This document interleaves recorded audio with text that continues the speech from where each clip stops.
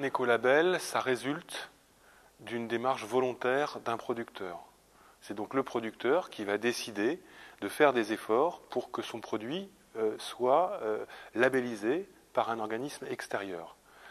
Un écoproduit, c'est un produit qui est moins impactant sur l'environnement, mais qui ne résulte pas forcément de cette démarche volontaire du producteur. Pour mettre en place les critères environnementaux, donc on utilise le cycle de vie, on va identifier les impacts significatifs et on va en faire des critères. Par exemple, on a identifié que un produit détergent avait un emballage très important. Ce qu'on fait, c'est qu'on va mesurer la quantité d'emballage qui est nécessaire. On va voir à combien de pourcents on peut le réduire au maximum pour qu'au final, quand on a fini son bidon de détergent, on le mette à la poubelle et que le volume et la masse de déchets soient le plus minimum possible.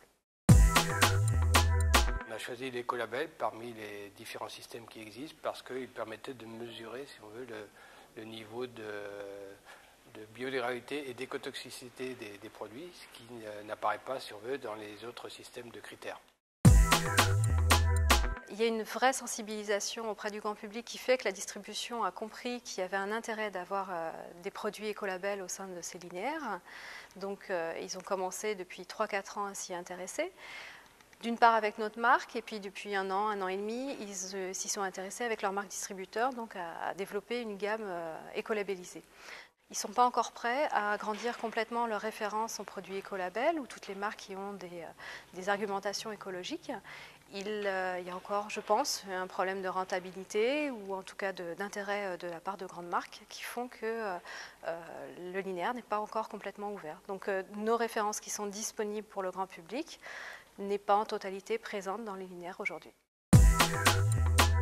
Alors, les écolabels sont peu diffusés pour plusieurs raisons. Déjà, la sensibilité environnementale au niveau de l'acte de consommation est très récente.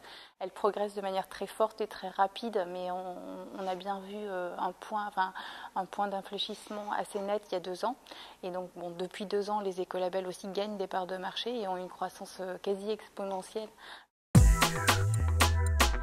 On a des gens qui développent les machines, font très attention à la consommation d'eau, à la consommation d'électricité et tout ça, mais comme ils ne travaillent pas dans les mêmes tables, dans les mêmes systèmes avec les fabricants de détergents, on a des problèmes de rinçage, problèmes d'efficacité des machines par rapport aux détergents et tout ça. Donc c'est complexe. Ça n'est pas contradictoire de développer les écolabels et une systématisation des dispositifs d'éco-contribution, puisque les écolabels représentent, on va dire, la crème des produits, notamment sur la réduction des substances dangereuses dans ces produits-là. Mais il est clair que si, à terme, on va vers l'ensemble des produits et services mis sur le marché soumis à des contributions dont le montant tienne compte des externalités environnementales, on peut se demander à terme ce que deviendront les écolabels.